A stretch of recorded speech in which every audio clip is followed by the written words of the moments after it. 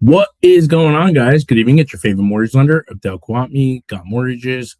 I am super excited. We've got quite a bit to talk about. The Fed has gone ahead and cut their federal funds rate, and this is now the sixth time that the Fed has gone ahead and done so. And it truly comes at no surprise, right? I know the market was in a position. Let me stop sharing this and show us, right?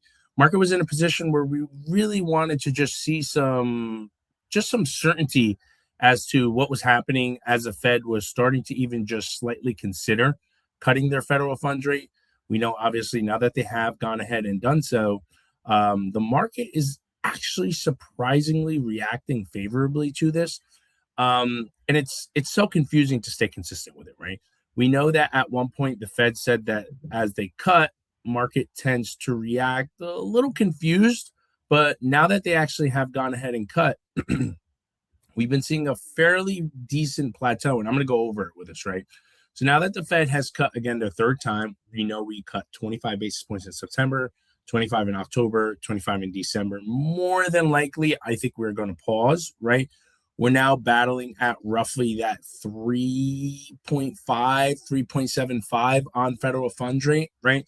Again, I've said this time and time again. Remember, the federal funds rate is the overnight borrowing rate for banks. It is what banks charge, right? It's not directly correlated to mortgage rates, but again, it obviously affects borrowing costs for the economy, which subsequently does have a direct correlation to the mortgage interest rates. Now, Governor Marin wanted a higher cut of 50. A majority of the other ones, two others actually wanted it to be split.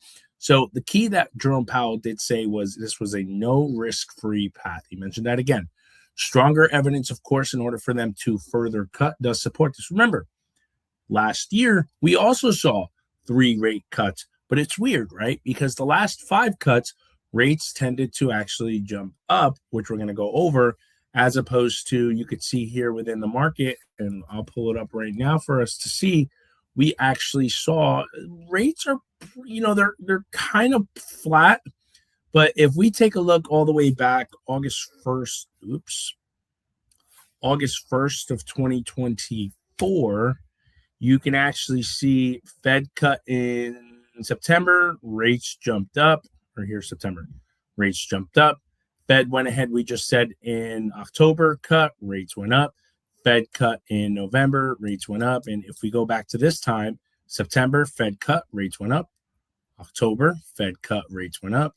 And this time, actually, we're seeing a downward shift since they cut, right? I believe it was the 9th or the 10th. We saw a drop, and a drop once again. So fairly interesting to see, from a conservative approach, we actually had locked the majority of our clients right before. You could see the market kind of get really back to where it was previously. But an important part, right? We got job openings, and we actually saw increase a little bit from 7.2 to 7.6 and then 7.67. Remember, some of this data is going to be lagged from the time before that. Again, the recent uptick, right? We see below 2022 peak, right, was around 12 million. We're still at 7.67, right? Again, still the hiring rate is the lowest it's been since 2011. Layoffs obviously have risen to the highest simultaneously that it has been as well, with quit rate, people afraid to quit their job under 2%, right? 1.8%. Obviously, aside from the pandemic. Now, we know, of course, that these claims are going to be skewed with the holidays. Of course, we just finished, with Thanksgiving. We saw 44,000 jobs increase, and then continuing jobless claims actually dropped just a little bit, 1.84. Again, that drop is going to be influenced by the holidays, so we'll kind of see some of that different approach as well. This is going to be a fairly big data report just with the job report and retail sales, and then CPI, Consumer Price Index. Finally get an idea of how inflation is doing this week. Important for us to obviously know that, because are consumers still spending money? What is the consumer sentiment? Remember, this is going to be a month lagged.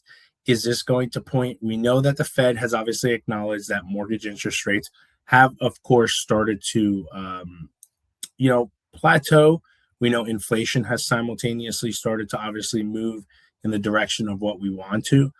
If this data report comes in lower, I think we may potentially change the position of what the Fed is looking to do, but a lot of different data report reading, we're moving in the right direction. As I'm telling most of our clients, I think 2026 is going to be a monster year for a lot of different professionals, for a lot of different homeowners, with their values of their home will continue to appreciate. Of course, as always, I will keep you guys updated. If you guys have any questions, make sure you guys visit our website, gotmortgages.com, and I'll catch you guys next week.